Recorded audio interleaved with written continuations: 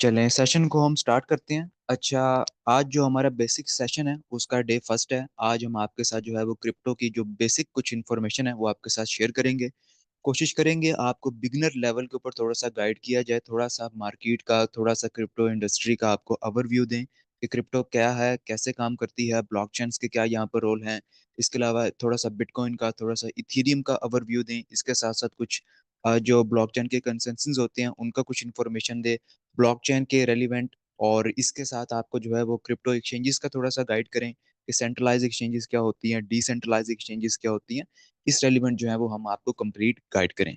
सो session को जो है वो स्टार्ट करता हूं मैं, और कोशिश करिएगा कोई भी डिस्टरबेंस अब ना हो, क्योंकि मेरा फुली फोकस होगा सेशन के ऊपर और मैं ये चीज़ें जो है वो नहीं देख पाऊंगा। बाकी भी चीज़ें अगर कोई अनम्यूट हो रहा है या फिर कोई ये लाइंस वगैरह ड्रॉ कर रहा है तो को होस्ट से मेरी रिक्वेस्ट है कि काइंडली वो इन चीज़ों को देखिएगा। अगर कोई ऐसा करता है तो उसको आप डायरेक्टली यहाँ से रिमूव कर सकते हैं। अच्छा, फर्स्ट ऑफ ऑल यहाँ पर जो है वो हमने एक चीज को जो है हमने क्लियर कर देना है। बेसिक्स ट्रेनिंग है। फर्स्ट ऑफ ऑल आपको क्रिप्टो का जो है वो थोड़ा सा इंट्रो दिया जाएगा, क्रिप्टो क्या है, कैसे काम करती है।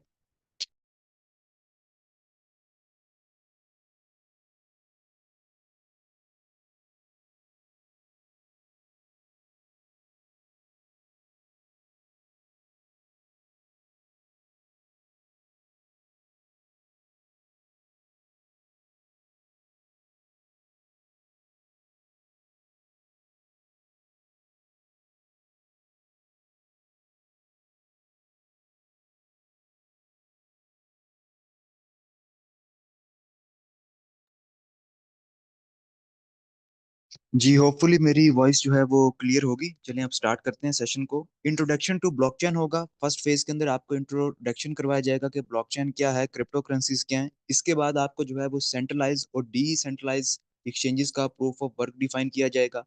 नेक्स्ट जो है वो आपको बीटीसी, इथीरियम और जो आल्ट्स कॉइन है इसकी जो है वो अंडरस्टैंडिंग के रेलिवेंट आपको गाइड किया जाएगा कि ये क्या है, इनका रोल क्या है मार्केट में, और किस तरह से ये अपनी कंट्रीब्यूशन जो है वो क्रिप्टो के इकोसिस्टम में एड्स कर रही हैं। फोर्थ नंबर के ऊपर आपको वॉलेट्स का, आपको प्राइवेट की का और आपको सिक्योरिटीज का बताया जाएगा। देन आपको क्रिप्टो ट्रेडिंग का बताया जाएगा, स्टेबल्स कॉइन, यूएसडी। इसके बाद जो है वो आपको फ्यूचर ऑफ ब्लॉकचेन और वेब 3 के रेलिवेंट कुछ इन्फॉर्मेशन दी जाएगी। सो सेशन को जो है वो स्टार्ट करते हैं। फर्स्ट ऑफ ऑल हम बात करते हैं कि क्रिप्टो क्या होती है। ठीक है, व्हाट इज क्रिप्टो करेंसी। बहुत सारे लोगों को क्रिप्टो करेंसीज की जो है वो बेसिक डेफिनेशन का अब तक नहीं पता होगा। सो मैं इसको जो है वो क्लियर कर देता हूँ कि क्रिप्टो करेंसी क्या होती है। कि कोई भी डिजिटल करेंसी जो ब्लॉकचेन के टेक्नोलॉजी के ऊपर बिल्ड की जाती है वो कहलाती है क्रिप्टो करेंसीज। ठीक है, अब क्या हो सकती है क्रिप्टो करेंसीज, उसकी कुछ एग्जांपल्स हम कह सकते हैं। बीटीसी, बीटीसी भी एक क्रिप्टो करेंसीज है बिकॉज बीटीसी जो है वो एक ब्लॉकचेन के ऊपर डिप्लॉय किया गया है।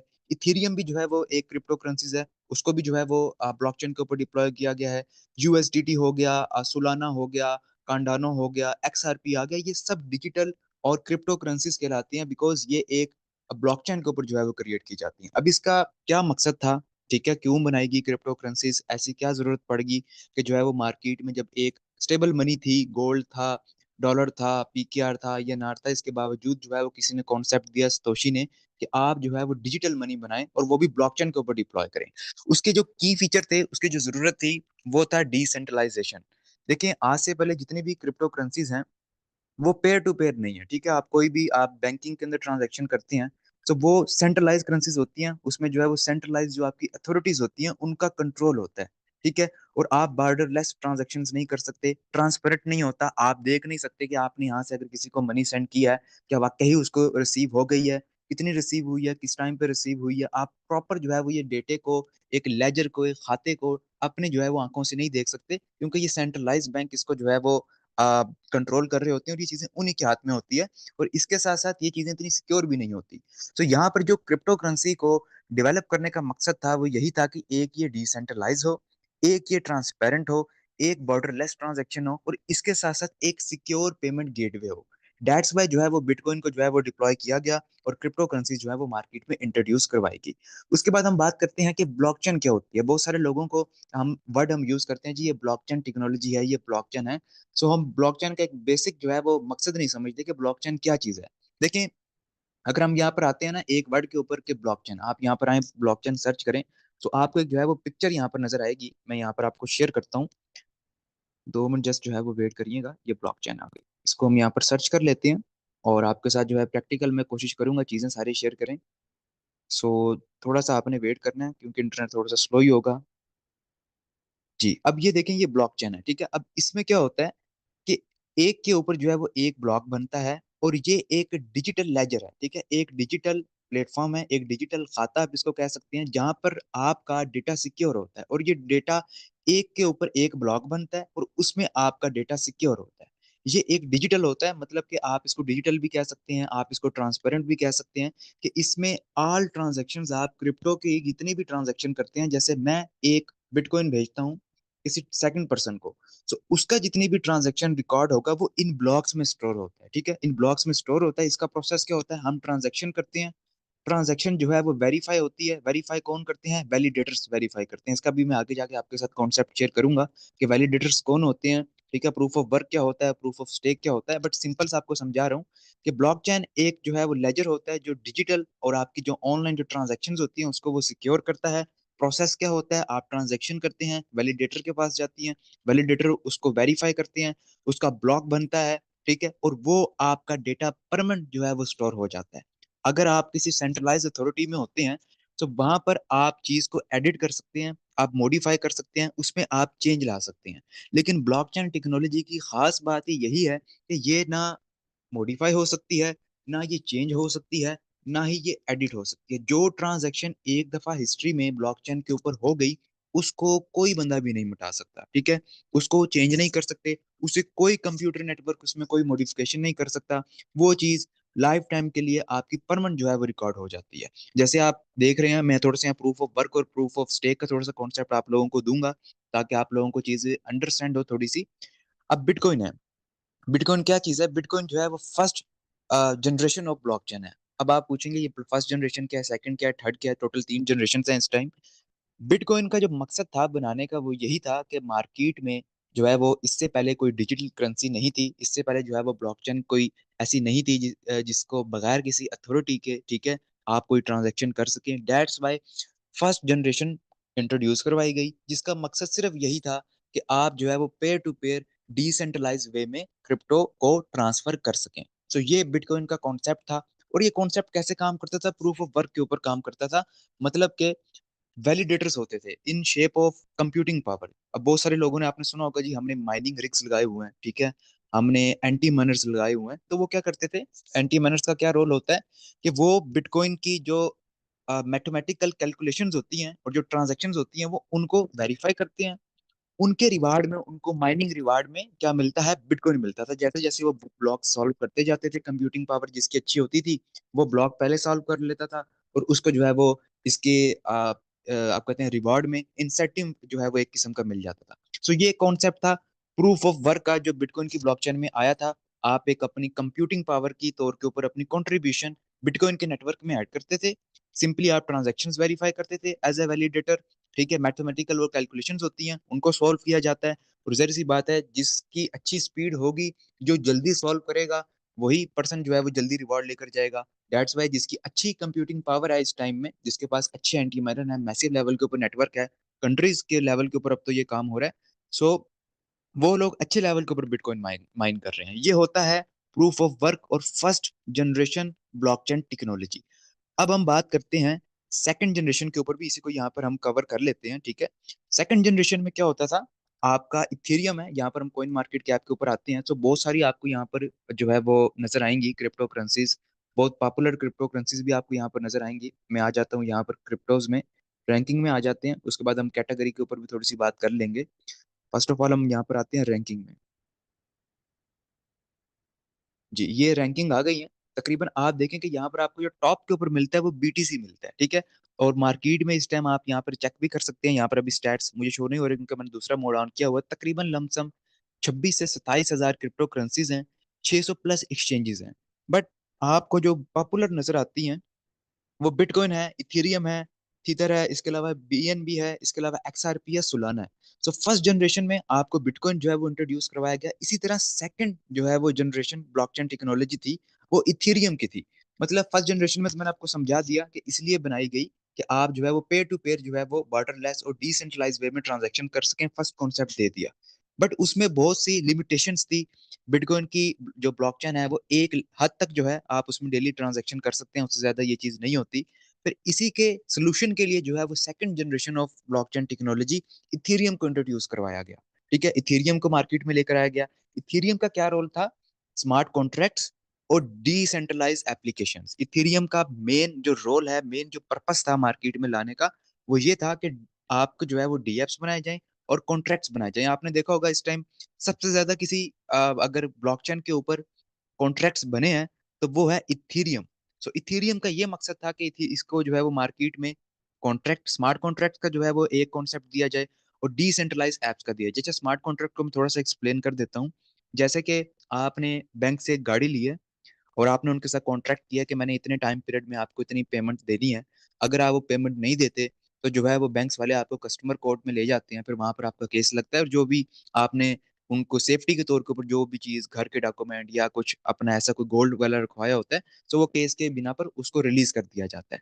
बट स्मार्ट कॉन्ट्रैक्ट्स में क्या होता है कि ब्लॉकचेन है, यहाँ पर ऑलरेडी जो है वो कोड कर दिया जाता है कि जैसे मेरे पास इस टाइम एक जो है वो इथेरियम पड़ा हुआ है। अब मुझे चाहिए $4,000।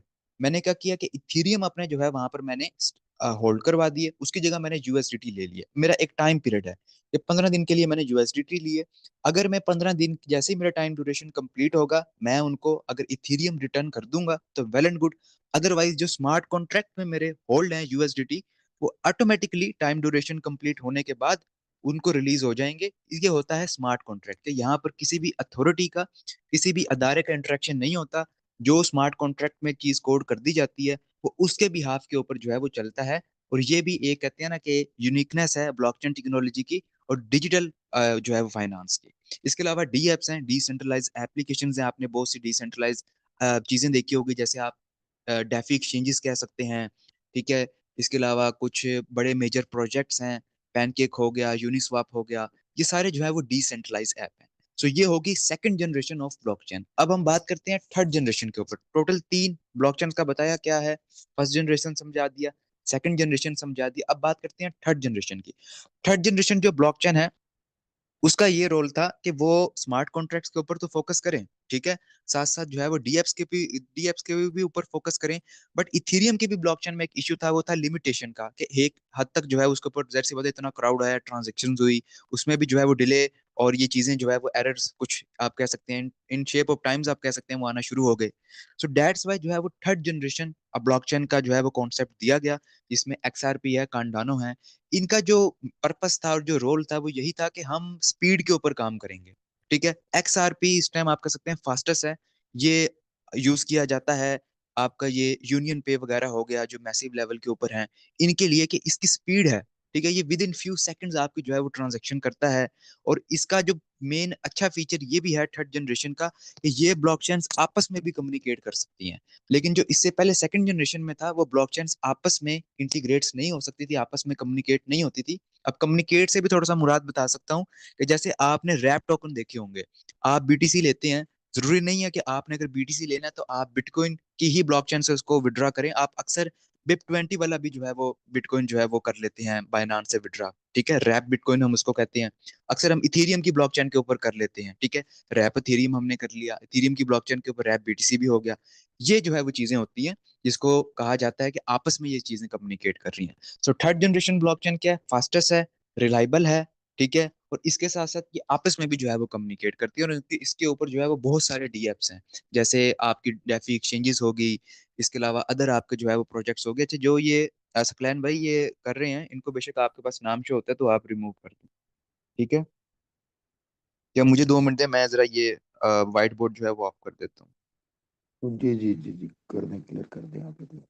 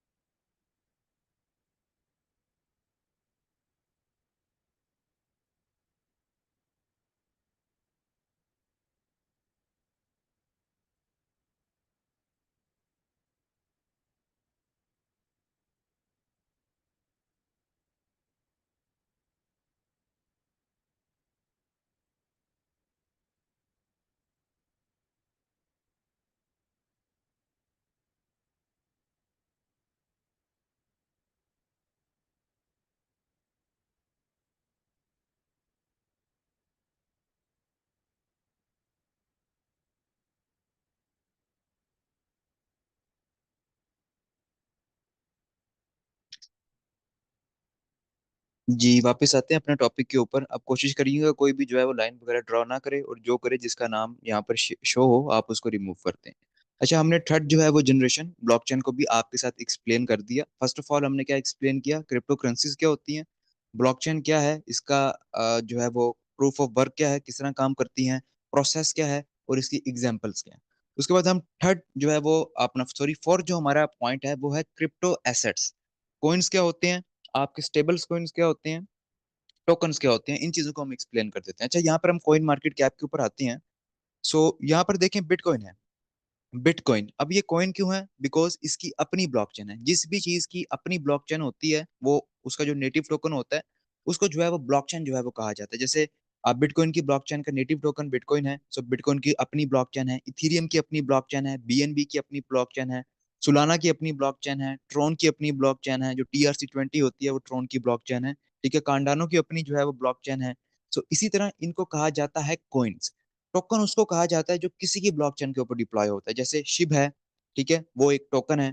इसके अलावा यहाँ पर और भी बहुत से टोकन्स हैं। ठीक है, आप इस पे आए कैटेगरीज के ऊपर जाते हैं, यहाँ पर मैं आपको चेक भी करवा देता हूँ। यहाँ पर आएंगे आप सिंपली जो है वो कैटेगरीज में जाएंगे, तो यहाँ पर डिफरेंट आपको कॉइन्स टोकन्स और डिफरेंट कैटेगरीज के जो है वो मिल जाएंगे। आप इथीरियम की ब्लॉकचेन के ऊपर सर्च करना चाहते हैं, आपको इथीरियम की मिल जाएंगे। ठीक है, मीम्स आपको मिल जाएंगे, बीएनबी के इकोसिस्टम्स के ऊपर मिल जाएंगे, गेमिंग प्रोजेक्ट्स मिल जाएंगे बीएनबी की चैन के ऊपर, इथीरियम की चैन के ऊपर।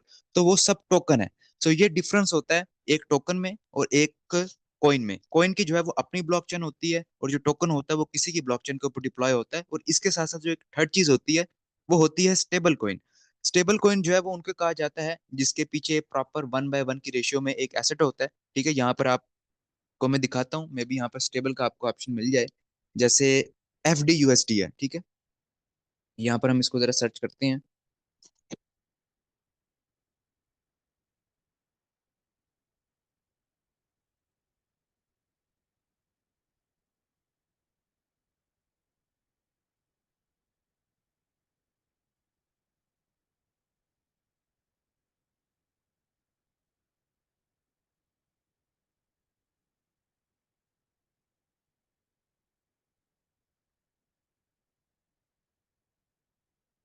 जी, ये आ गए हैं। जैसे आप देखें यूएसडीटी है। यूएसडीटी क्या है, एक स्टेबल कॉइन है। इसके पीछे जो है प्रॉपर लिक्विडिटी है। और स्टेबल कॉइन का जो कॉन्सेप्ट होता है वो ये होता है कि जितने आप मार्केट में अपने स्टेबल कॉइन जो है वो इंट्रोड्यूस करवाएंगे, जैसे इसकी अगर 70 बिलियन सप्लाई है यूएसडीटी की, ठीक है, जो ट्विटर है आपका, इसको ये ट्रोन की ब्लॉकचेन के ऊपर है। सो इसके बैक के ऊपर आपके पास इतनी ही लिक्विडिटी होनी चाहिए एज अ रियल डॉलर के ऊपर। ठीक है, ये 1/1 यूएसडी जो अमेरिकन डॉलर है उसके ऊपर चलता है। जितने आपने मार्केट में यूएसडी देने हैं इतने ही बैकएंड के ऊपर आपके पास अमेरिकन डॉलर होना चाहिए। सो इसका प्रॉपर ऑडिट्स होते हैं, चेकिंग होती है, इसकी प्रूफ ऑफ रिजर्व होते हैं कि वाकई कोई ऐसा स्टेबल कॉइन जिसने मार्केट में अपना स्टेबल कॉइन जो है वो लॉन्च कराया हुआ, कि वाकई उसके पास बैकएंड के ऊपर इतनी जो है वो लिक्विडिटी है भी या नहीं है। दैट्स वाई इसके ऑडिट्स होते हैं। और अक्सर जो है वो कॉइन्स आपने देनी है देखी हैं जो बाइनांस के ऊपर थे स्टेबल्स कॉइन, वो ऐसा ऐसा डिलिस्ट भी हो जाते हैं। सो ये प्रॉपर एक सिक्योरिटी इनका मैकेनिज्म होता है। और ये जो है वो एक डिफिकल्ट भी होता है, और इसमें जो है वो आपको सिक्योरिटी भी देखनी पड़ती है। बहुत से आपने देखा होगा स्टेबल कॉइन से, जैसे तारा लूना का था, ठीक है, स्टेबल कॉइन था, अल्गोरिथम बेस्ड कॉइन था, वो जो है वो डीपीक हो गया। बिकॉज उसके जो है बैकएंड के ऊपर आप कहें कि लिक्विडिटी उन्होंने अपनी हटा दी, वो तो ऐसे अल्गोरिथम बेस्ड था, प्रॉपर लिक्विडिटी बेस्ड नहीं था। तो इनको जो है वो कहा जाता है स्टेबल कॉइन। तो तीन चीजें हो गई। एक आपका कॉइन्स को एक्सप्लेन कर दिया गया, कॉइन्स क्या होता है, जिनकी खुद की ब्लॉकचेन होती है वो कॉइन्स कहलाते हैं। जो किसी की ब्लॉकचेन के ऊपर जो है वो बिल्ड किए जाते हैं, जैसे यूएसडीटी हो गया, शिब हो गया, उसको कहा जाता है टोकन। और स्टेबल कॉइन्स का मैंने आपको बता दिया, जो एक यूएसडी के इक्विवेलेंट होते हैं उनको कहा जाता है स्टेबल कॉइन। नेक्स्ट हम अपने अपने टॉपिक के ऊपर आते हैं, तो बात करते हैं कि ये जो आपके साथ क्रिप्टो थोड़ी सी एक्सप्लेन की गई है, इसका जो है वो एक आम पर्सन को क्या इम्पैक्ट उसके ऊपर जाता है, ठीक है, वो यहाँ से किस तरह से बेनिफिट ले सकता है, और वो यहाँ से कैसे जो है वो कुछ ना कुछ कमा सकता है। तो उससे पहले मैं आपको एक चीज यहाँ पर एक्सप्लेन करता हूँ, decentralise exchanges versus centralise exchanges. ठीक है, कि डिसेंट्रलाइज एक्सचेंजेस क्या होती हैं और सेंट्रलाइज एक्सचेंजेस क्या होती हैं। इसके लिए हमें फिर जो है वो कॉइन मार्केट कैप के ऊपर आना पड़ेगा। यहाँ पर मैं आपके साथ एक चीज एक्सप्लेन कर देता हूँ। यहाँ पर हम जाते हैं एक्सचेंजेस के ऊपर। ठीक है, अब देखिए सेंट्रलाइज एक्सचेंजेस क्या होती हैं, जैसे बाइनांस है, बाइबिट है, क्यू कोइन है, ये सारी सेंट्रलाइज एक्सचेंजेस हैं। यहाँ पर क्या होता है कि आपका जो फंड होता है, ठीक है, वो एक्सचेंजेस के पास होता है। वो एक्सचेंजेस की आप कह सकते हैं कि उनकी कस्टडी में होता है, ठीक है, उनके कंट्रोल में होता है। चाहे जो भी एक्सचेंज है, चाहे बाइनांस है, क्यू कोइन है, बायबिट है, अपबिट है, ओकेक्स है, तो जितनी भी एक्सचेंजेस का जो एक्सचेंजेस हैं सेंट्रलाइज, उनमें आपका कंट्रोल नहीं होता फंड की सूरत के ऊपर। फंड जो होता है वो इनके कस्टोडियल वॉलेट्स में होता है। आप जस्ट जो है यहाँ पर ट्रेड करते हैं या आप विड्रॉ की रिक्वेस्ट लगाते हैं, तभी आपका फंड आप तक एक्सेस किया जाता है। बट डिसेंट्रलाइज में ऐसे नहीं होता। अगर हम डिसेंट्रलाइज एक्सचेंजेस की बात करते हैं, तो यहाँ पर क्या होता है कि यहाँ पर आप डिसेंट्रलाइज वॉलेट से ही इन एक्सचेंजेस को आप जो है वो सिंपली यहाँ तक एक्सेस करते हैं, जिनमें पैनकेक स्वैप है, जिसमें जो है वो जुपिटर है, इसके अलावा हाइपर लिक्विड है, इसके अलावा जो है वो रेडियम है, यूनिस्वाप है, मोमेंटम है, इसके अलावा डिफरेंट है, ठीक है, कॉस्मोस की भी एक अपनी एक्सचेंज है, सुशी स्वैप्स है इथीरियम के लिए, ठीक है, डिफरेंट यहाँ पर एक्सचेंजेस हैं। आपको टॉप जो है वो डिसेंट्रलाइज एक्सचेंजेस मिल जाती हैं। सो इसमें डिफरेंस क्या होता है कि आपके जो फंड होता है अपना सेंट्रलाइज एक्सचेंजेस में, वो आपके जो एक्सचेंजेस होता है उनकी कस्टडी में होता है। लेकिन डिसेंट्रलाइज में आपकी अपनी कस्टडी में होता है। आप खुद जो है वो वहाँ यहाँ से जो है वो अपने ऑर्डर्स लगा सकते हैं, अपने फंड जो है वो अपनी ट्रांजेक्शन हैश को जो है वो ट्रैक कर सकते हैं, लिमिट ऑर्डर जो है वो स्टॉप लॉस, ये सब कुछ आप कर सकते हैं सेंट्रलाइज एक्सचेंजेस में भी, डिसेंट्रलाइज एक्सचेंजेस में भी। बट यहाँ पर जो कॉन्सेप्ट है वो सेंट्रलाइज एक्सचेंजेस का ज्यादा है। उसकी रीजन ये है कि सेंट्रलाइज एक्सचेंजेस जो होती हैं वो इजी टू यूज होती हैं, ठीक है। अब बाइनांस है, इजी टू यूज है, सिंपली आप गए, आपने केवाईसी की, आपके वहां पर सिंपल फीचर हैं, आप वहां पर स्पोर्ट इंजॉय कर सकते हैं, आप वहां पर जो है वो P2P इंजॉय कर सकते हैं, फ्यूचर्स इंजॉय कर सकते हैं। लेकिन जो है वो सेंट्रलाइज एक्सचेंजेस में ये चीज, सॉरी, डिसेंट्रलाइज एक्सचेंजेस में ये चीज नहीं होती, ठीक है। डिसेंट्रलाइज का जो कॉन्सेप्ट होता है वो थोड़ा सा डिफरेंट होता है। अब जैसे बहुत सारे लोग हैं, वो हम इनसे एक सवाल कर रहे होते हैं कि जो एक्सचेंज उनके ऊपर ट्रेडिंग हो रही है, इसका हमें ट्रांजैक्शन हैश दें, हम कैसे इस चीज को जस्टिफाई करें कि यार यहाँ पर ट्रेडिंग हो रही है।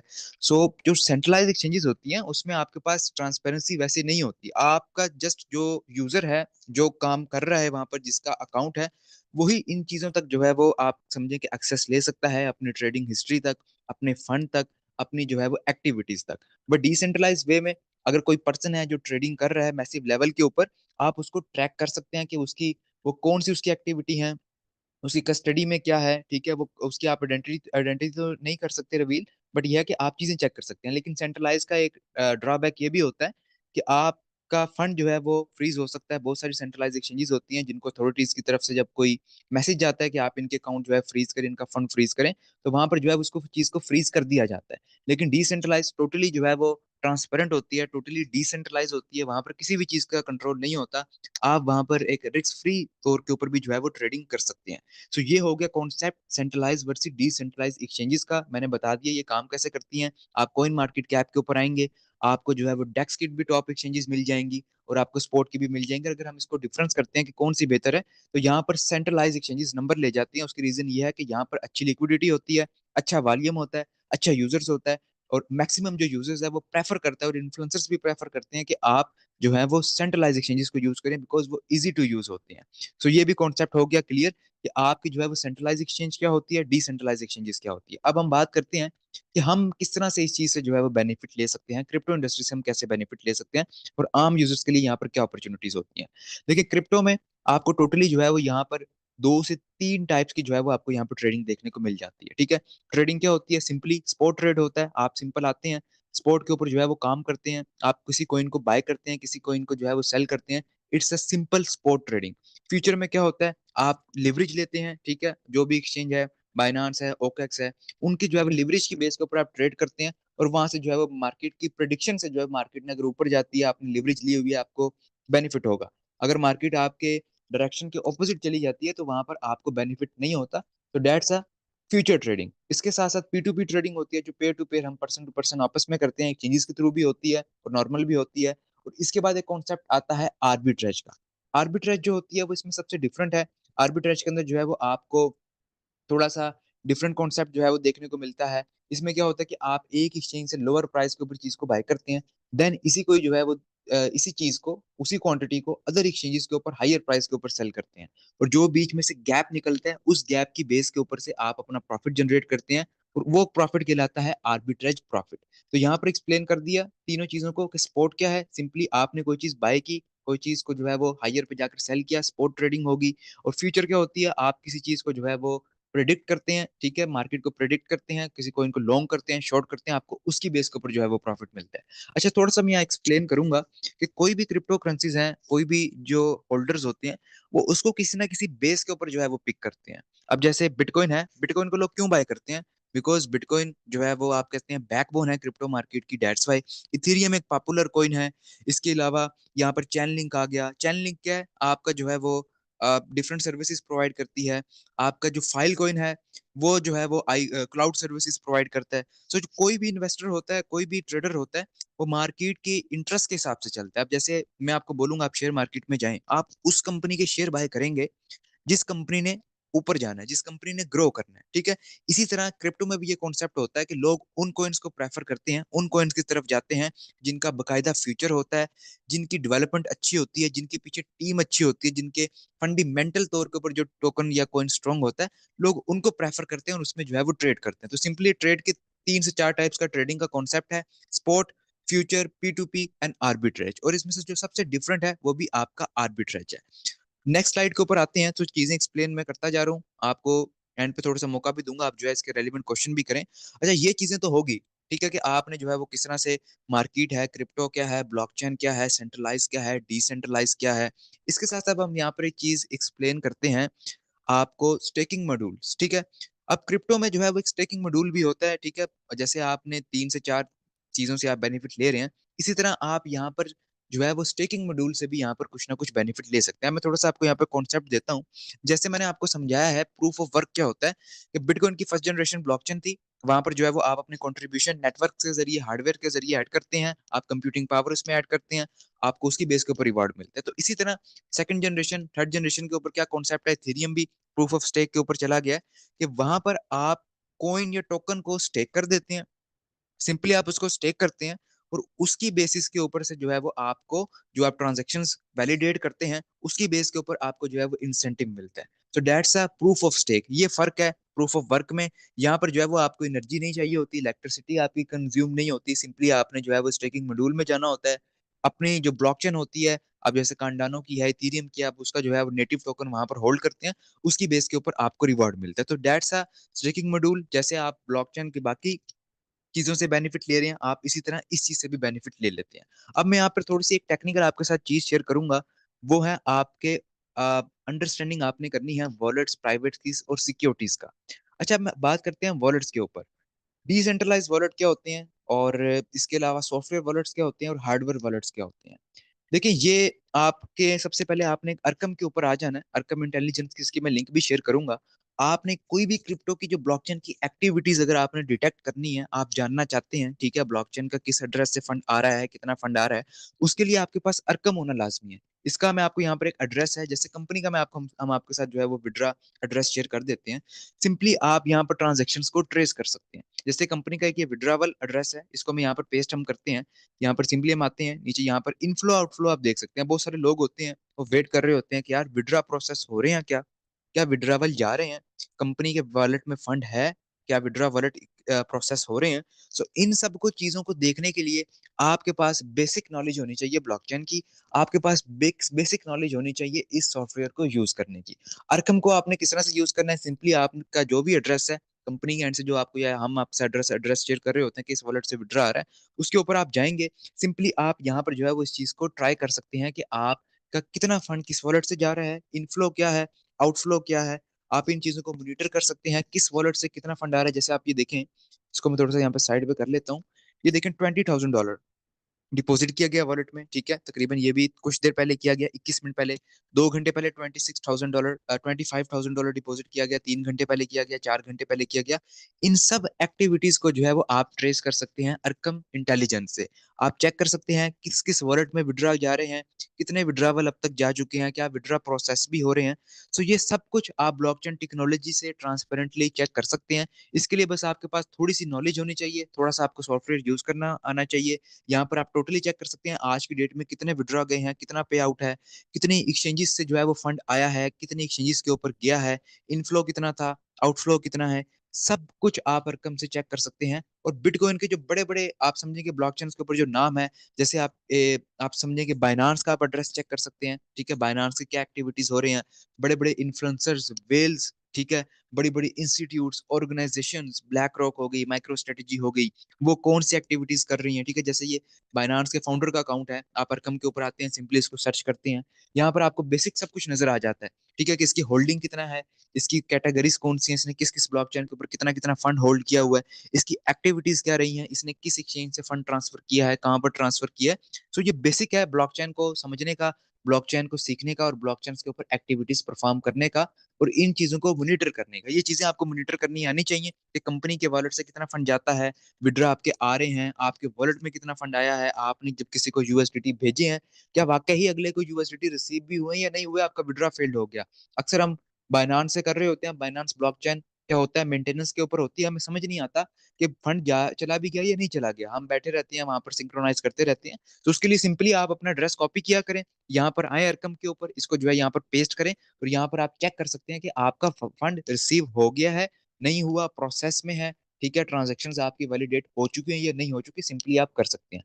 अब हम बात करते हैं प्राइवेट की के ऊपर, वॉलेट्स के ऊपर और सॉफ्टवेयर वॉलेट्स के ऊपर। आप सिंपली हर ब्लॉकचेन का जो है वो एक वॉलेट, सॉफ्टवेयर वॉलेट आपको मिल जाता है। जैसे आपने अगर सोल के ऊपर कोई ट्रांजेक्शन करनी है, उसके लिए आपको फैंटम मिलता है। देखिए, वॉलेट की भी किस्में होती हैं। आप एक वॉलेट यूज करते हैं सॉफ्टवेयर वॉलेट, सॉफ्टवेयर वॉलेट कौन से होते हैं, मेटामास्क, फैंटम, इसके अलावा ट्रस्ट वॉलेट, ये है सॉफ्टवेयर वॉलेट्स। इसमें सिंपली आप जो है वो एक अकाउंट बनाते हैं। ठीक है, वो ब्लॉकचेन का जो अकाउंट होता है वो ब्लॉकचेन के ऊपर क्रिएट होता है, आपको फ्रेजेस मिलते हैं, वो फ्रेजेस आप सेव कर लेते हैं, और वहां पर आपको दो किस्म की चीजें अलाउ की जाती हैं। एक होता है आपकी प्राइवेट की, एक होता है आपका पब्लिक एड्रेस। पब्लिक एड्रेस वो होता है जिसको आप जो है वो पब्लिकली लोगों के साथ शेयर कर सकते हैं, पब्लिकली आप उसको जो है वो चेक कर सकते हैं ब्लॉकचेन के ऊपर कि मेरी अकाउंट के ऊपर क्या जो है वो ट्रांजेक्शन हो रही हैं। तो ये होता है आपका पब्लिक एड्रेस। और दूसरा जो सिंपली होता है आपकी प्राइवेट की होती है, प्राइवेट की आप किसी के साथ शेयर नहीं कर सकते, अगर आपने वो शेयर कर दी तो आपका फंड लूज हो जाता है। सो ये हो गया सॉफ्टवेयर वॉलेट। इसके साथ साथ आपने एक वर्ड सुना होगा, हार्ड कोल्ड वॉलेट का। ठीक है, हार्डवेयर वॉलेट भी इसको कह सकते हैं आप, कोल्ड वॉलेट भी कह सकते हैं। वो एक्चुअली में थोड़ा सा मैं एक्सप्लेन कर देता हूँ वो क्या चीज होती है। देखिए, जो आपका सॉफ्टवेयर वॉलेट होता है या डिसेंट्रलाइज आपके वॉलेट्स होते हैं, ये सिक्योर होते हैं। आप कोई भी जो बड़ी वेल्स हैं या बड़ा कोई इंस्टीट्यूट्स है, वो लोग प्रेफर करते हैं कि हमारा जो फंड हो वो डिसेंट्रलाइज वॉलेट में हो, फर्स्ट प्योरिटी के ऊपर, सेकंड प्योरिटी के ऊपर हमारा फंड जो है वो तकरीबन जो है वो हार्डवेयर वॉलेट में होना चाहिए। हार्डवेयर वॉलेट क्या होता है, आपके लेजर्स होते हैं, आपका ट्रेजर्स होते हैं। ठीक है, डिफरेंट कंपनी है, लेजर एक ऑफर करवा रही है, ट्रेजर करवा रही है, वो ऑफलाइन मार्केट से कनेक्ट नहीं होते। सिंपली आपके पास लेजर डिवाइस आती है, आप उसमें अपना बिटकॉइन रख सकते हैं, उसमें आप जो है वो अपना इथेरियम रख सकते हैं, अपना यूएसडीटी रख सकते हैं। अब उसका फायदा क्या होता है, ठीक है, सॉफ्टवेयर वॉलेट में क्या होगा, आपका मोबाइल अगर हैक हो गया, ठीक है, मोबाइल आपका किसी ने हैक कर लिया, तो आपके सॉफ्टवेयर वाले सारे कॉम्प्रोमाइज हो जाएंगे। आपका अगर उसने मोबाइल हैक किया तो उसने आपका मेटामार्क्स भी उसके तक एक्सेस हो जाएगा, वो आपका ट्रस्ट वॉलेट भी एक्सेस कर लेगा। ठीक है, आपने जो है वो एक्सटेंशन ऐड की होंगी, ठीक है, अपने ब्राउजर्स में, कीवी में, ओपरा में, वो भी सारी कॉम्प्रोमाइज हो जाएंगी। बट हार्डवेयर वॉलेट जो होता है, उसका फायदा ये होता है कि वो ऑफलाइन मार्केट से कनेक्ट नहीं होता, उसमें जो है वो टू फेस आप कह सकते हैं वेरिफिकेशन होती है। आपने कोई भी ट्रांजेक्शन करनी है, एक तो आपको जो हार्डवेयर आपको वॉलेट होता है, मैं आपको थोड़ा सा दिखा भी उसका देता हूँ, और ये चीज जानना बहुत जरूरी है कि हमारा फंड कहाँ पे सेव होता है। आपका फंड किसी भी एक तो एक्सचेंज के ऊपर सेफ नहीं है। जितनी भी एक्सचेंजेस हैं, आप अगर उसको यूज कर रहे हैं तो कहते हैं ना, एज अ पब्लिक टॉयलेट एक वर्ड यूज किया जाता है कि आप किसी भी एक्सचेंज को एज अ पब्लिक जो है वो डॉलर उसको यूज करें, उसमें अपनी लाइफ टाइम की सेविंग्स ना रखें। अगर आप क्रिप्टो में इंटरेस्टेड हैं, इस इकोसिस्टम में आप लोग काम कर रहे हैं, तो इसके लिए जो है वो आपके पास, अगर आपने होल्डिंग करनी है लॉन्ग टर्म के लिए, तो आपके पास हार्डवेयर वॉलेट होना लाजमी है। ठीक है, मैं हार्डवेयर वॉलेट का थोड़ा सा आपको ओवरव्यू दिखा देता हूँ ये कैसे होते हैं।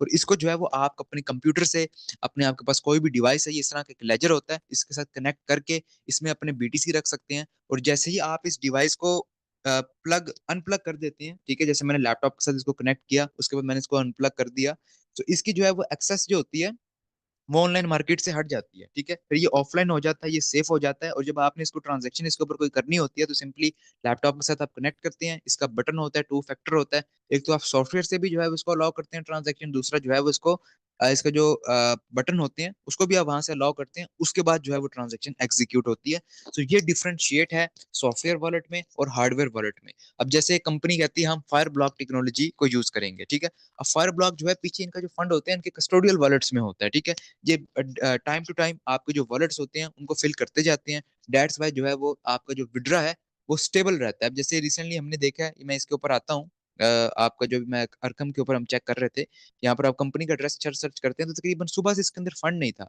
बिकॉज यहाँ पर ह्यूमन इंटरेक्शन है, कंपनी का कोई पर्सन है जिसके पास अथॉरिटी है इसमें वॉलेट में डिपॉजिट करने की फंड, जब वो अवेलेबल होगा तभी जो है ये वॉलेट फिल होंगे, अदरवाइज जो है ये वॉलेट फिल नहीं होंगे। कोई पर्सन बिजी है तो वॉलेट फिल नहीं होता, विड्रा स्टॉप रहता है, डेट्स वाई विड्रा क्यू में लगते जाते हैं और विड्रा प्रोसेस नहीं होते। लेकिन जब आप किसी कंपनी के साथ जो है वो फायर ब्लॉक होगी, इसके अलावा बाइनांस ने अपनी एक इंडिविजुअल कंपनी बना ली है, जिनसे जब आप कोलैब करते हैं तो इसमें क्या होता है कि आप इनको फंड दे देते हैं, ठीक है।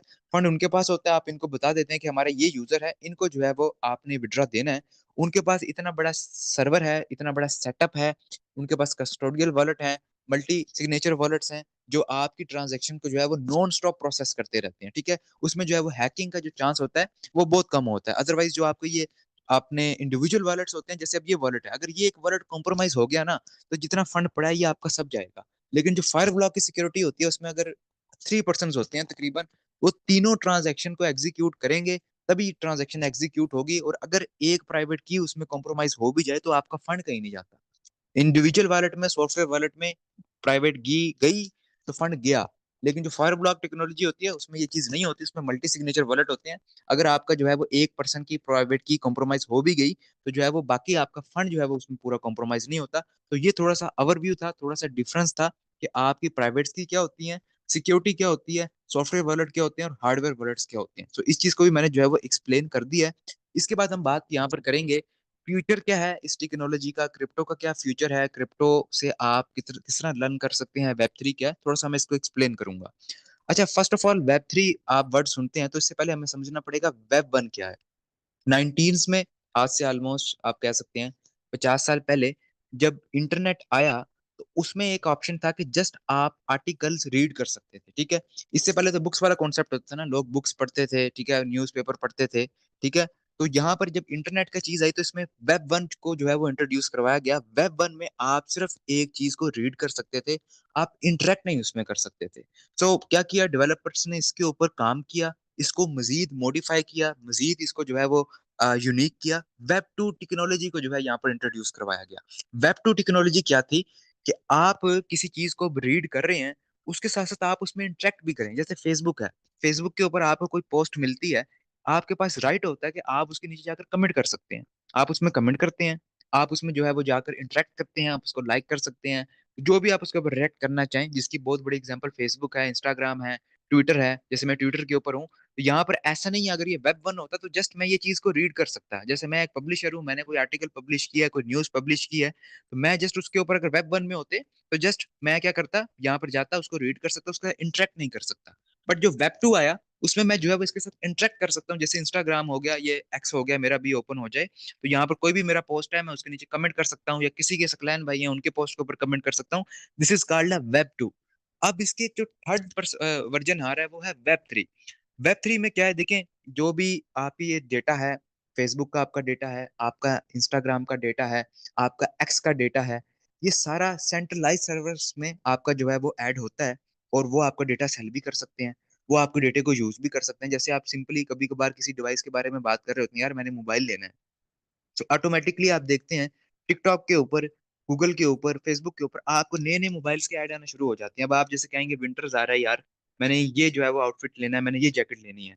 सो वो क्या होता है, आपका मोबाइल ऐसा उन्होंने जो है टेक्नोलॉजी बनाई हुई है कि आपको उसके रेलिवेंट चीजें देखने को मिल जाती हैं। मतलब आपका डेटा जो है पीछे कंट्रोल हो रहा होता है, उनके कंट्रोल में होता है, वो उसको यूज करते हैं, सेल कर सकते हैं, ठीक है। उसको जो है वो सेंट्रलाइज सर्वर्स में आप कहते हैं आपको डेटा स्टोर हो रहा है। बट वेब 3 क्या होगा, ये टोटली चीज जो है वो डिसेंट्रलाइज हो जाएगी। जैसे ब्लॉकचेन टेक्नोलॉजी है ना, तो टोटली जो है वो डिसेंट्रलाइज कर दी गई है। इसी तरह वेब 3 होगा कि आपका जो है वो डेटा आप तक सेफ रहेगा, ठीक है, कोई भी आपके डेटे को यूज नहीं कर सकेगा। और जो है वो जैसे आप देखते हैं बहुत सारे, अगर कोई इनरेलीवेंट चीज शेयर हो जाती है फेसबुक के ऊपर, इंस्टाग्राम के ऊपर, एक्स के ऊपर, तो अकाउंट बैन कर दिए जाते हैं, फ्रीडम ऑफ स्पीच नहीं होता।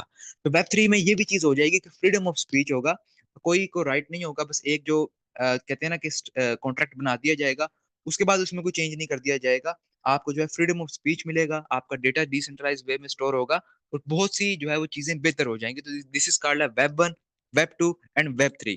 ये कॉन्सेप्ट समझना बहुत जरूरी था, हमने बहुत दफा ये वर्ड सुना है कि वेब 3 क्या है, वेब 1 क्या है, वेब 2 क्या है। देखें दुनिया में अगर किसी ने तरक्की की है, अब जैसे बिटकॉइन आया, ठीक है, बिटकॉइन क्यों फेमस हुआ, बिकॉज उसने ऐसा कॉन्सेप्ट दिया first time, P to P जो है वो आपका हुआ पेयर टू पेयर, बॉर्डरलेस और डिसेंट्रलाइज वे में आपने ट्रांजेक्शन की। दैट्स वाई बीटीसी पॉपुलर हो गया। उसके बाद इथीरियम क्यों पॉपुलर हुआ? इथीरियम ने उसको जो है जो उसकी लिमिटेशन थी उसको ब्रेक किया, अपना कॉन्सेप्ट दिया कि यार आप ब्लॉकचेन को सिर्फ पी टू पी डिसेंट्रलाइज या पेमेंट्स के लिए यूज नहीं कर सकते, आप इसके ऊपर कॉन्ट्रैक्ट्स बना सकते हैं, आप इसके ऊपर प्रोजेक्ट्स डेवलप कर सकते हैं, आप इसके ऊपर डिसेंट्रलाइज ऐप बना सकते हैं। दैट्स वाई आप देखें बीटीसी छोटा इथीरियम जो है उसके भी कितना बड़ा मार्केट कैप है, एक बड़ी कंट्रीब्यूशन है उसकी क्रिप्टो मार्केट में। उसके बाद थर्ड जनरेशन आई, उसके भी बड़े नाम है प्रोजेक्ट्स में, एक्सआरपी देख लें, कार्डानो देख लें, सोलाना देख लें। इन्होंने इसलिए नाम बनाए हैं भाई कि इन्होंने अर्ली स्टेज के ऊपर एक ऐसी चीज इंट्रोड्यूस करवाई जो आज से पहले मार्केट में नहीं थी। मैंने उन्हीं लोगों को कामयाब होते देखा है कि जिन्होंने मार्केट की जो आप कहते हैं ना जो गैप है उसको फिल किया। जिस चीज की मार्केट में डिमांड थी और कोई ऐसी चीज इंट्रोड्यूस करवाई जो आज से पहले मार्केट में नहीं थी, और वो चीज उनकी कामयाब भी हुई। सो ये चीज होती है, मैं आपको कहता हूँ ना, सीखें सीखें, चीजों को सीखें, इसीलिए सीखें कि आपको पता हो कि मार्केट का गैप क्या है। अब जैसे एक्सचेंज ऑन का मैं थोड़ी सी एग्जांपल यहाँ पर देता हूँ। एक्सचेंज ऑन के ऊपर मैंने ऐसे ही वर्किंग की है कि आज से पहले मैंने किसी प्रोजेक्ट पे उसके ऊपर वर्किंग ऐसी मेरी प्रोग्रेस नहीं रही। रीजन, एक ऐसी चीज, एक ऐसा प्लेटफॉर्म मिला कि जो जो आज से पहले ऐसा प्लेटफॉर्म मार्केट में नहीं था। वो जो मार्केट में एक गैप था, ठीक है, आर्बिट्रेज ट्रेडिंग का या एक्सचेंज के ऊपर एफिलिएट मार्केटिंग का, उस गैप को जो है वो एक्सचेंज ने फिल किया। दैट्स वाई हमें वहां पर एक मैसिव सक्सेस मिली। हमने मैसिव नेट लेवल के ऊपर वहां पर काम कर रहे हैं, नेटवर्क बना रहे हैं। तो ये चीज होती है, अगर आप कामयाब होना चाहते हैं तो आपने उस गैप को तलाश करना है, उस गैप के ऊपर काम करके तब वहां से जो है वो बेनिफिट लेना है। इसके साथ साथ ब्लॉकचेन का फ्यूचर ये है कि यहाँ पर जो है वो एआई का काम हो रहा है, ठीक है, एआई इंटीग्रेशन हो रही है, आर्टिफिशियल इंटेलिजेंस, ठीक है, उसको ब्लॉकचेन के साथ आप समझे कि मर्ज अप कर दिया गया है। आपकी एक्सचेंज के अंदर आर्टिफिशियल इंटेलिजेंस जो है वो यूज हो रही है। इसके अलावा डीफाई है, एनएफटीज, एनएफटीज का कॉन्सेप्ट आपने सुना होगा थोड़ा सा। मेटावर्स है, मेटावर्स क्या होता है? एक वर्चुअल दुनिया होती है। एक आपने अवेटर मूवी थी, पता नहीं मुझे उसका नाम नहीं याद आ रहा, आपने देखी होगी, कि उसमें क्या होता है कि वो लोग एक कंप्यूटर में जाकर जो है वो अपना जो है वहां पर सो जाते हैं, ठीक है, वहां पर जाकर खुद को लॉक कर लेते हैं, और उसके बाद वो मेटावर्स की दुनिया में चले जाते हैं, दूसरी दुनिया में चले जाते हैं। तो ये एक मेटावर्स टेक्नोलॉजी होती है कि आप जो है एक वर्चुअल दुनिया में चले जाते हैं, वहां पर आप अपने रिलेटिव से मिल सकते हैं, ठीक है, वहां पर आप एक्टिविटीज परफॉर्म कर सकते हैं, और आपको लगेगा कि आप वो रियल में कर रहे हैं। तो ये एक कंप्लीट जो है वो मेटावर्स की जो है वो टेक्नोलॉजी है। तो ये क्रिप्टो का एक बेसिक सा कॉन्सेप्ट है कि जिसमें आपको समझाया जाता है कि आपकी क्रिप्टो करेंसीज क्या है, आपकी ब्लॉकचेन क्या है, क्रिप्टो करेंसीज का रोल मैंने आपको बताया है, बिटकॉइन का क्या रोल रहा है, इथीरियम का क्या रोल रहा है। इसके अलावा जो थर्ड जनरेशन की कुछ प्रोजेक्ट्स हैं उनका क्या है, सेंट्रलाइज क्या होती हैं, डिसेंट्रलाइज क्या होता है, ठीक है, बिटकॉइन इथीरियम की अंडरस्टैंडिंग करवाइए आपको। आल्ट्स कॉइन वो होते हैं जो बिटकॉइन और इथीरियम के अलावा होते हैं, ठीक है। जैसे बिटकॉइन के अलावा मार्केट में इस टाइम 26 से 27 हजार क्रिप्टो करेंसीज हैं, वो सारी आल्ट्स कॉइन है, ठीक है, उनको हम आल्ट्स कॉइन कहते हैं। और इसके अलावा आपको वॉलेट्स का बताया गया, सॉफ्टवेयर वॉलेट्स क्या हैं, आपके हार्डवेयर वॉलेट्स क्या होते हैं, सिक्योरिटी आप किस तरह जो है उन चीज़ों की कर सकते हैं। अगर कोई पर्सन है जो क्रिप्टो में काम कर रहा है, देखिए क्रिप्टो में सिक्योरिटी मस्ट है। अक्सर इन्फ्लुएंसर्स कहते हैं बड़े बड़े कि क्रिप्टो की अडॉप्शन में जो सबसे बड़ा ड्रॉबैक आ रहा है या जो सबसे बड़ा कोई मसला आ रहा है, वो है इसकी सिक्योरिटी का, ठीक है। जैसे डिसेंट्रलाइज वॉलेट बहुत सारे लोगों के हैक हो जाते हैं, एक्सचेंजेस हैक हो जाती हैं, वॉलेट में से फंड गायब हो जाते हैं। तो अब इस टेक्नोलॉजी के ऊपर भी वर्क हो रहा है कि आपको इस तरह का मॉड्यूल जो है वो प्रोवाइड किया जाए कि डिसेंट्रलाइज में जो है वो एक ऐसा हो कि आपकी परमिशन के बगैर भी आपका फंड जो है वो ट्रांसफर ना हो। तो इस टेक्नोलॉजी के ऊपर भी काम हो रहा है। सेंट्रलाइज स्टोरेज का बता दिया, डिसेंट्रलाइज कोल्ड कोल्ड स्टोरेज के सॉल्यूशंस आपको दे दिए, क्रिप्टो की बेसिक्स आपको बता दी, स्पॉट, फ्यूचर, इसके अलावा arbitrage, P to P, stables coin का आपको एक्सप्लेन कर दिया, ठीक है। इसके अलावा जो है फ्यूचर आपको web three, web one, web two का थोड़ा सा ओवरव्यू दे दिया। तो ये ओवरऑल एक क्रिप्टो है, ये बिल्कुल बेसिक है। ये मैंने आपको 1% जैसे आपके साथ गाइड किया। कल आप आएंगे, कल के जो है वो सेशन में मैं आपके साथ जो है वो आर्बिट्रेज इंडस्ट्री शेयर करूंगा, और उसमें बताऊंगा कि आर्बिट्रेज एक्चुअल क्या होता है। उसको आप अपनी एक्सचेंज के साथ कंपेयर कर सकते हैं, उसका कंपैरिजन कर सकते हैं कि वाकई आपकी एक्सचेंज भी उसी मॉड्यूल के ऊपर जो है वो काम कर रही है, क्या वही मॉडल एक्सचेंज भी आपको दे रही है जो आर्बिट्रेज रियल एक्सेस है, रियल मार्केट है। इसके अलावा इसकी पोटेंशियल्स क्या है, क्या इंस्टीट्यूट लेवल के ऊपर भी आर्बिट्रेज किया जाता है, क्या इसका कोई बेनिफिट भी है। ये सारी चीजें जो है वो आपके साथ कल के सेशन में जो है वो एक्सप्लेन होंगी। आज का सेशन में भी थोड़ा सा आपको स्किप लगा हो, थोड़ा सा आपको समझ ना आई, उसकी रीजन ये थी कि बहुत सारे टॉपिक हैं, इसको मैंने बड़ी मुश्किल से ही जो है वो एक सेशन के अंदर मर्ज किया है, ताकि मैं बेसिक थोड़ा सा बता सकूं कि क्रिप्टो क्या है, ब्लॉकचेन क्या है, और आप जो है वो खुद सेल्फ की बेस के ऊपर किस तरह लर्निंग कर सकते हैं, किस तरह चीजों को चेक कर सकते हैं। सो इसके ऊपर किसी का कोई क्वेश्चन है? तो आप लोग बोल सकते हैं, अदरवाइज जो है वो मैं को होस्ट से एक दो क्वेश्चन लूंगा और सेशन को जो है वो एंड करूंगा। कोई जानना चाहता है इसके रेलिवेंट, क्रिप्टो की इंडस्ट्री के रेलिवेंट कोई क्वेश्चन है, Web3 Web1 या क्रिप्टो की आप कोई बेसिक चीज को पूछना चाहते हैं? जी सर पूछ सकते हैं आप, हैंड रेस कर दें। जी डॉक्टर साहब आपको कर दिया। जी जी, अस्सलाम वालेकुम। आसिम भाई कैसे जी हैं आप? ठीक वालेकुम है। सलाम।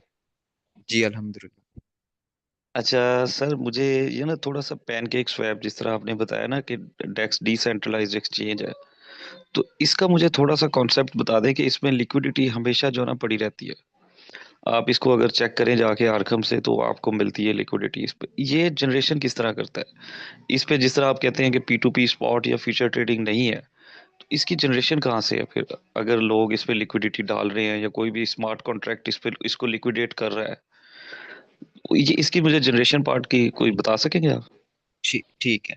अच्छा मैं थोड़ा सा ना इसका आपको थोड़ा सा कॉन्सेप्ट समझा देता हूँ कि डिसेंट्रलाइज एक्सचेंजेस में ऐसे होता है कि बहुत सारे लोग जो है ना वो, अब जैसे आपके पास पैनकेक स्वैप है, इसका अपना नेटिव टोकन है केक। ठीक है।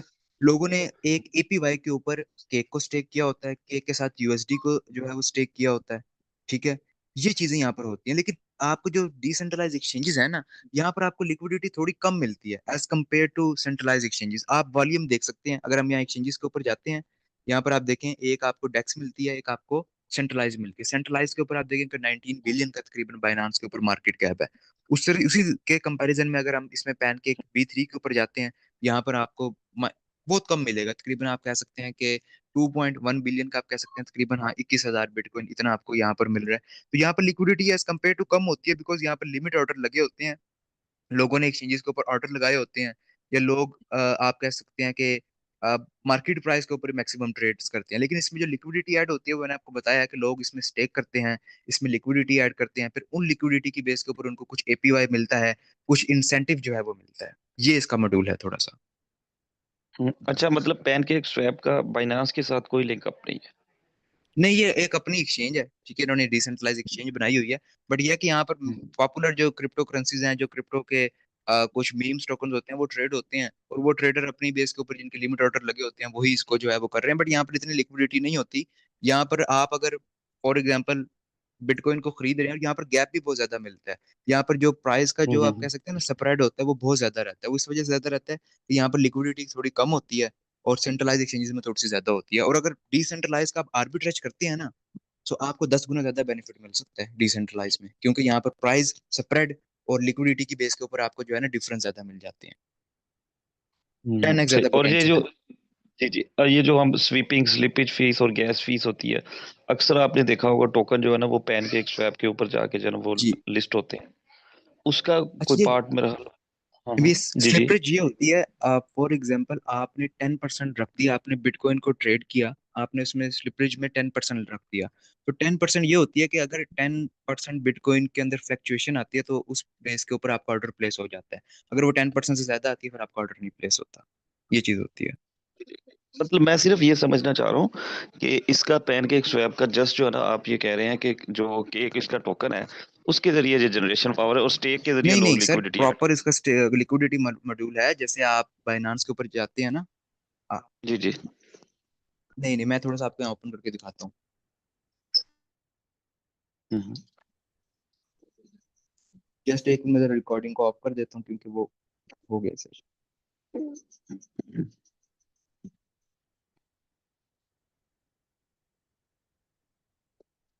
जी। यहाँ पर हम आते हैं।